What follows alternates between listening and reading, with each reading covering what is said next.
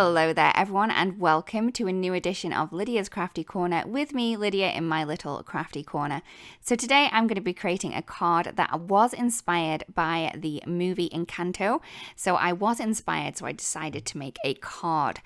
So to start with, I'm going to be using the Layered Floral Elements die set, and I'm going to be using lots of different coloured cardstock to kind of create the flowers. So I'm kind of focusing on Maribel's dress, and she does have some beautiful florals on there. She has some little like foliage, she has swirls, and she also has some butterflies. So I'm picking a lot of different coloured cardstock. So I have purples, I have pinks, some yellows, oranges, and green as well. And what I'm going to do is I'm just going to cut a lot of these little florals from the die set from the various colours that we have of the cardstock. So I'm not really kind of paying attention to how many I'm cutting at this moment. As you can see at the card in the end, I do not use all of these elements, but I'm not going to worry too much about that because I can use the rest of these on a different project later on. So I'm just going to cut a lot of these elements so I can have a lot to play with, but then I have some for a different project too. So I've cut all of the flowers from the purples and pinks that we have there. I'm going to cut the flower centers from a yellow cardstock and the leaves from a green. Some of these already do have some double-sided adhesive on the back of the cardstock, but for the others I will just be using some glue tape for those. I'm also going to cut some of the smaller flowers from the orange just to add a pop of orange colour here and there on the finished card. I'm also going to be using the Mix and Match Mariposa, and I am going to be cutting two of the smaller detailed butterflies from the dark pink and dark purple. As well as that, while we're die cutting, I am going to be using the Creative Edges lace border die, and I've just cut that out of some pink cardstock so we can add that to the bottom of the card to kind of replicate the kind of swirl that she has at the bottom of the lace. For the background, I have a piece of 4 1/4 by 5 1/2 card base, and I'm just going to add an ombre inked effect to this one. So the colours I'm using here are Emerald, then Lagoon, and then some of the Volcano Lake. And I'm just adding those with the dark colour at the top and then moving forward or across the card to get a lighter colour at the bottom. So it's Emerald first, then the Lagoon, and then the Volcano Lake at the bottom. So once I have that, I've just moved that off to the side to dry because it did have a lot of ink on there, so I wanted to make sure that's nice and dry before we move on to the next part of that one. While that's drying, I am going to pop my little flowers together. Now these are extremely easy to put together. Like I said, I did have some double-sided adhesive on the back of some. On the others, I'm just going to use some glue tape to pop those elements together. So I have a couple of the layered kind of open flowers and then the little roses or ranunculus images. And I'm just going to be adding the little flower center in with the yellow cardstock there. So I'm just going to keep going until I have all of my pieces layered, and it's just going to be the larger flowers for this one.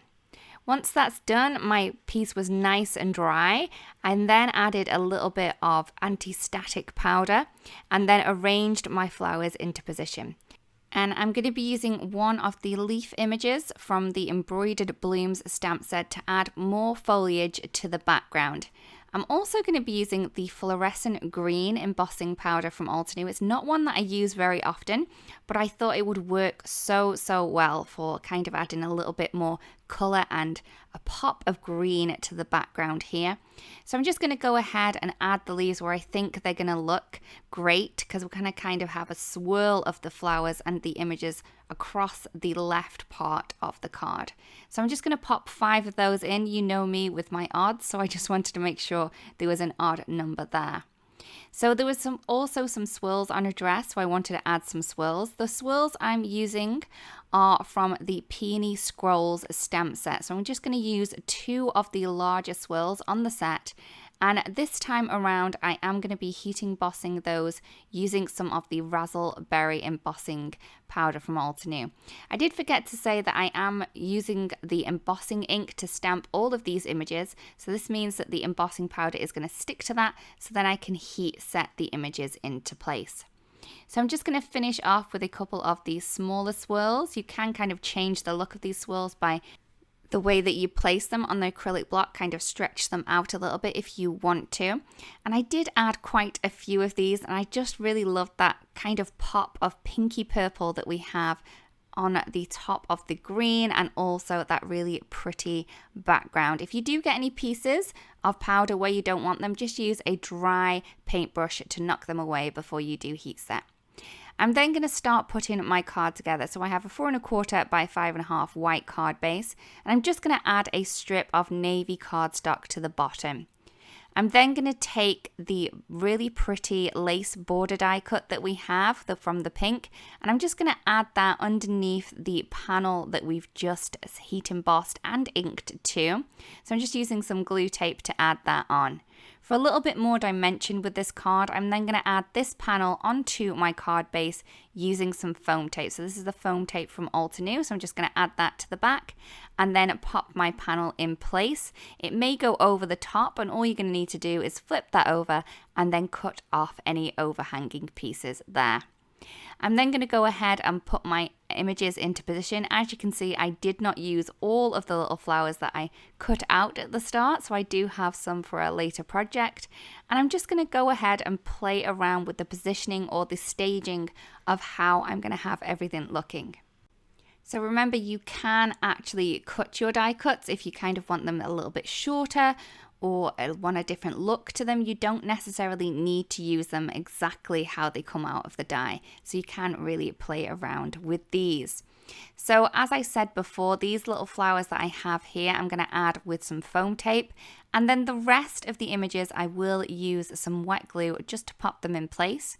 Using some wet glue is going to give you a little bit more of a wiggle room when placing your images. You can move them around a little bit more than just having that dry adhesive where when you pop that down, it's going to stay down. So I'm going to add those little beautiful die cut butterflies in as well. So I've added one of the pink ones, one of the purples, and then I decided to add this purple one above the flower. So I've added a little bit of foam tape on the back of there. So once I have all of my images into place, I'm just going to cut off any overhanging pieces. You can leave yours if you wanted to. A little bit more pop of colour I wanted, so what I'm going to do is I'm going to take some of the enamel dots from Altenew, and I'm just going to add some green ones in, some pink ones, and also some orange ones. So this is really going to replicate the colours from the flowers that we have there and the butterflies, and also add a little bit more of a brightness to it and a little bit more texture too.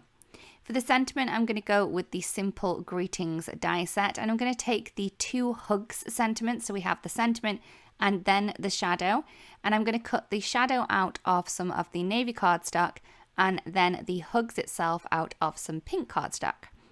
This already had some double-sided adhesive on, so I'm just going to pop that into place onto the shadow. And then I'm going to add some double-sided adhesive behind the whole layered sentiment, and then I'm going to pop that into place. You can play around with where you want this to go. I wasn't quite sure. I popped it down and then I picked it back up again.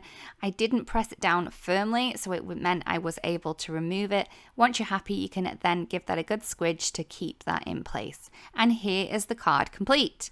I really do hope that you like the card and that you've enjoyed the video too. If you do create a card that was inspired by this, it'd be great if you do share, because we'd love to see. Thank you so much for watching, everyone, and we really do hope that you have a beautifully crafty day, and we'll see you again very, very soon. Bye-bye. Hello there, crafty friend, Lydia here. Just popping in to say that you can get your daily dose of crafting tips, techniques, and tutorials just like this by subscribing to the Altenew YouTube channel. All you need to do is click on that little bell up there and you will never miss a video. Thanks for watching. Bye bye.